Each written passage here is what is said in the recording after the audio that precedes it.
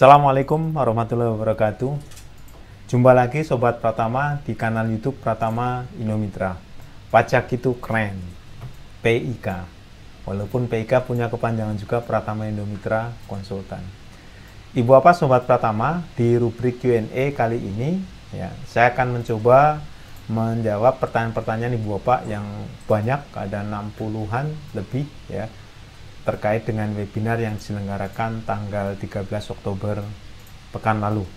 Ya, pertanyaan-pertanyaan Ibu Bapak yang belum saya jawab dibagi menjadi 4 kelompok ya. Kelompok pertama ini KUP, nanti kelompok kedua VDP, Voluntary Disclosure Program, kemudian kelompok ketiga PPH, dan kelompok terakhir PPN.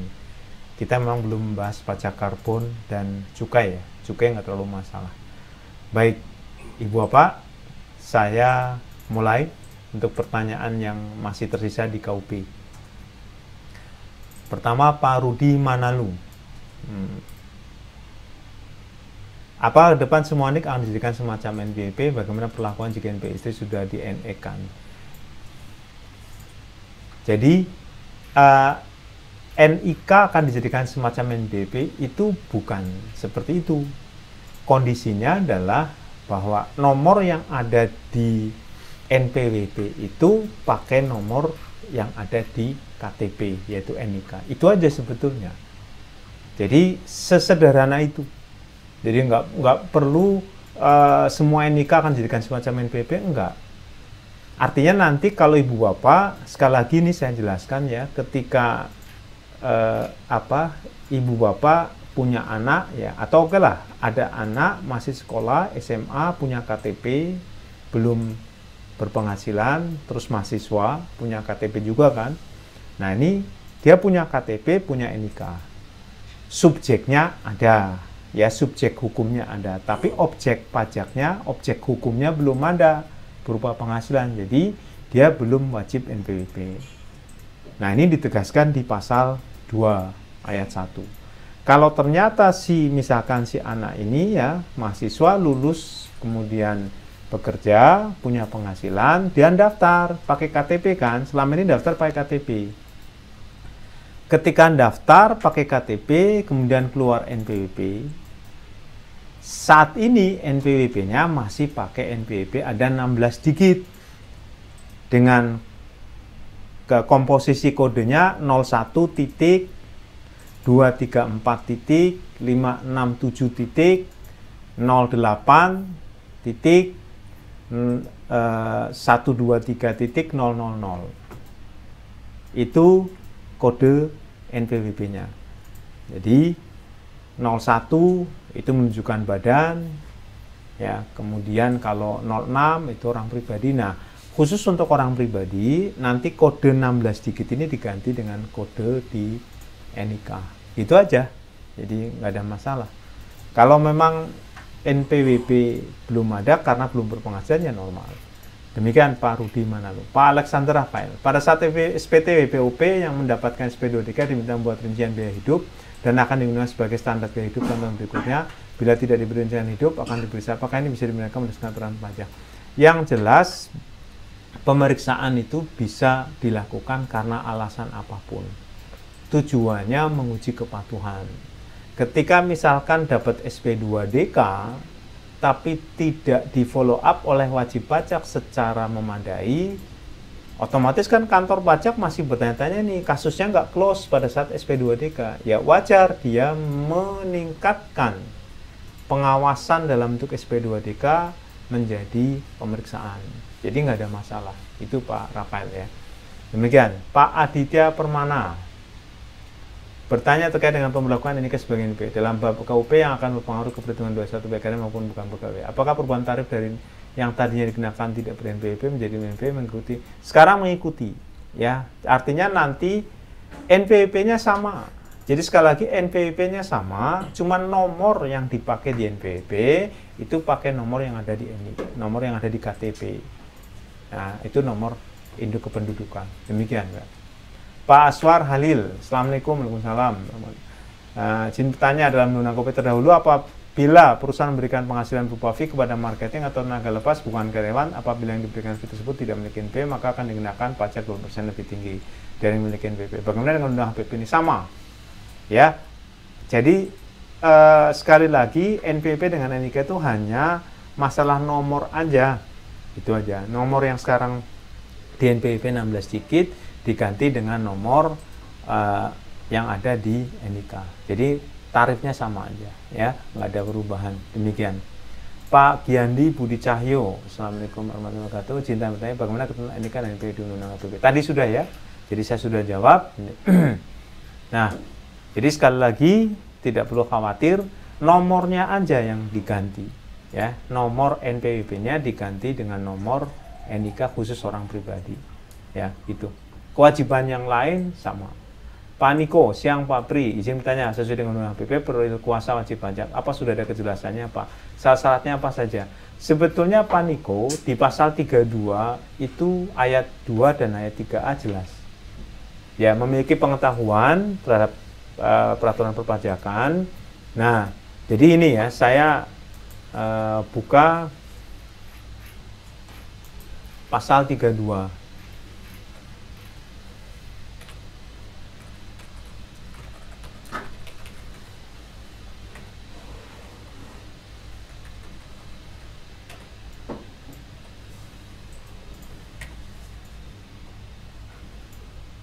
Ya, ini pasal 32 Undang-Undang KUP berdasarkan perubahan di Undang-Undang HPP. Jadi kita bisa melihat di sini orang pribadi atau badan dapat menulis seorang kuasa dengan surat kuasa khusus untuk menjalankan hak dan kewajiban. Nah, di memori penjelasannya, ya, di memori penjelasannya itu apa? Ini punya persyaratan.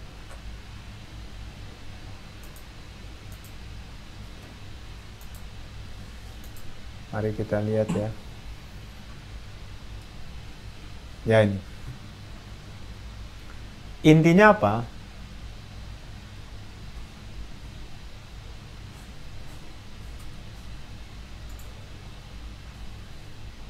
Kata kuncinya adalah memahami masalah perpajakan. Itu sebetulnya. Nah, kemudian bagaimana cara memahami masalah perpajakan? Pasal 32 ayat 3A ini kemudian mengatur lebih detail. Harus mempunyai kompetensi tertentu dalam aspek perpajakan. Ini. Ya. Nah, nanti peraturan lebih detailnya melalui peraturan Menteri Keuangan. Sekarang kita lihat lagi, ini juga saya sedang diminta ya oleh UI untuk kompetensi tertentu ini. Nah, jadi gini Bapak, ini mungkin akan saya bahas secara khusus, ya. Nah, jadi gini ceritanya. Kuasa wajib pajak itu ada dua macam. Pertama konsultan dan yang kedua adalah non-konsultan, yaitu pihak lain. Nah, dia memahami masalah perpajakan. Memahami masalah perpajakan itu dilihat dari kompetensi. Kompetensinya berupa apa? Berupa jenjang pendidikan atau sertifikasi atau pembinaan oleh asosiasi. Jadi ada 3 di situ. Ya sudah. Nanti berarti Menteri Keuangan tinggal ngaturannya. Tapi pengaturannya jangan sampai kemudian bukan bersifat teknis administratif, malah menentukan.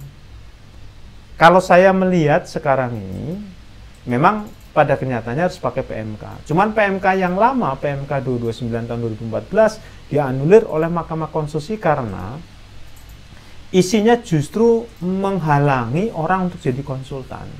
Padahal syarat utamanya kan memahami masalah perpajakan. Kalau syarat utamanya memahami masalah perpajakan dan memiliki kompetensi tertentu. Kompetensi itu ditunjukkan dengan apa? Bisa dengan ijazah, jenjang pendidikan tertentu, ya sudah.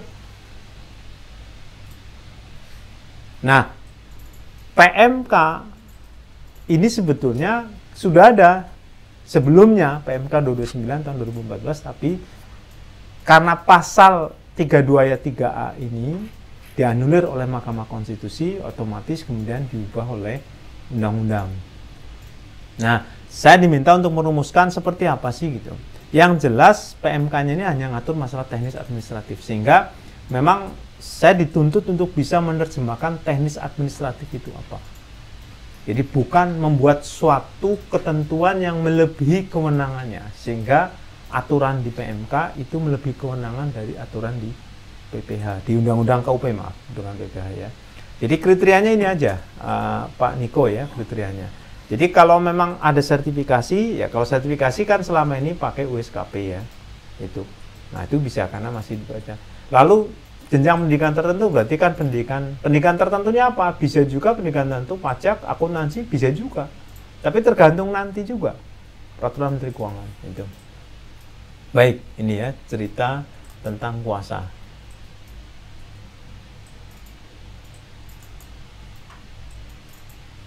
Ya, syarat-syaratnya tadi ya sudah saya bahas. Apakah karyawan memiliki beban bisa mewakili? Bisa. Ya, jadi kembali lagi kuasa wajib pajak bisa konsultan, bisa lainnya. Demikian ya.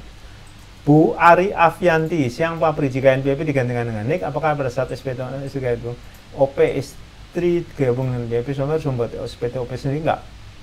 Ya, apakah pada saat SPT tahunan OP istri, ya istri yang digabung dengan NPWP suami harus membuat? Enggak, gabung aja.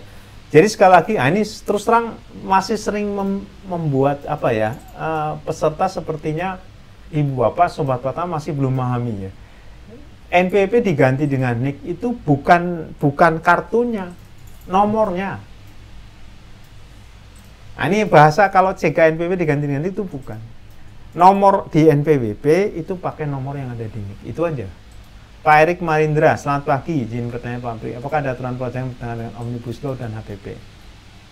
Oh, kalau ada pertentangan, otomatis yang berlaku adalah lex posteriori derogat legi priori. Contohnya, Undang-Undang Nomor 2 2020, tarif PPh badan tahun depan 20, tapi kemudian dianulir oleh Undang-Undang Undang-Undang HPP di pasal 17 Undang-Undang PPh-nya, jadi itu. Nah, kalau bertentangan, ini HPP juga omnibus, nah ini omnibus law. Jadi omnibus law pajak itu sekarang ada 2. Ya, 3 malah. Undang-Undang Nomor 2 2020, Undang-Undang Cipta Kerja klaster perpajakan, itu omnibus law juga. Sementara yang terakhir ini Undang-Undang HPP. Ini omnibus law. Ya, aturan perpajakan sangat mungkin bertentangan, tinggal nanti ada kaidah hukumnya. Kalau undang-undang berarti di atas peraturan Menteri Keuangan. Peraturan Menteri Keuangan di atas peraturan Dirjen Pajak. Jadi kalau bertentangan berlaku ketentuan lex superiori derogat legi inferiori. Aturan yang di atas mengesampingkan aturan yang di bawah. Demikian ya. Kemudian Pak Rudi Manalu, kalau cari uang untuk isi kas negara, mengapa BUMD tidak digenjot ya? Rakyat masih bisa. BUMD sudah digenjot Pak. Cuman kalau Pak Rudi melihat postur APBN kita, itu 86% penerimaan negara dari pajak. Pajak itu dipungut ke siapa? Ke rakyat. Sesuai dengan pendekatan ability to pay. Masalahnya, ketika PPN itu dikenakan, semua yang melakukan konsumsi ya harus bayar pajak. Demikian. Itu Pak Rudi ya. Jadi sudah digenjot, tapi nggak cukup. Nah, dari mana kita bisa melihat 86% penerimaan negara itu dari pajak. Demikian. Alhamdulillah, satu bagian sudah kelar untuk undang-undang KUP versi undang-undang HPP, versi amandemen undang-undang HPP. Jadi demikian, Sobat Pratama, pertanyaan-pertanyaan Ibu Bapak yang terkait dengan KUP sudah saya jawab. Mudah-mudahan bermanfaat. Kalau ada yang kurang, saya mohon maaf. Assalamualaikum warahmatullahi wabarakatuh.